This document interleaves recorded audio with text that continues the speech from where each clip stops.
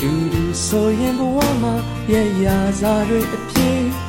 ဂျိုးခွင်တွေတိုင်းမှာဆုံးမနေတာအချင်လေးဝေဒနာပြဿနာတွေဝင်မွေမဲ့ဟေးအနေကွာခြင်းလေးမှာသတိစင်သာရှိစေ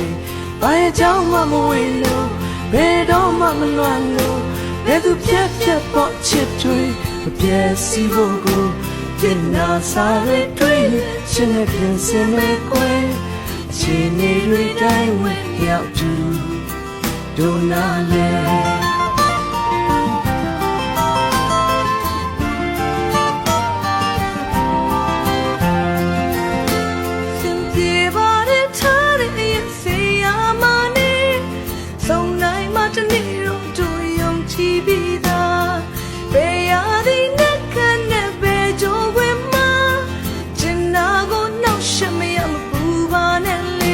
ဘာရဲ့ကြောင့်မှမဝေလို့ဘယ်တော့မှမလွမ်းလို့ဘယ်သူပြတ်ပြတ်ပေါ့ချစ်တွေမပြည့်စီဖို့ကိုပြင်နာစားတွေတွေ့ချင်းနဲ့ပြင်စင်မဲ့ကွယ်